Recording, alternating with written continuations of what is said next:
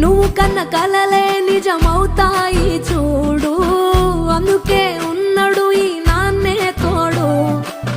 దశరథ మహారాజే నాన్నై పుట్టాడు, నువ్వు రాముడంత ఎదగరనేడు.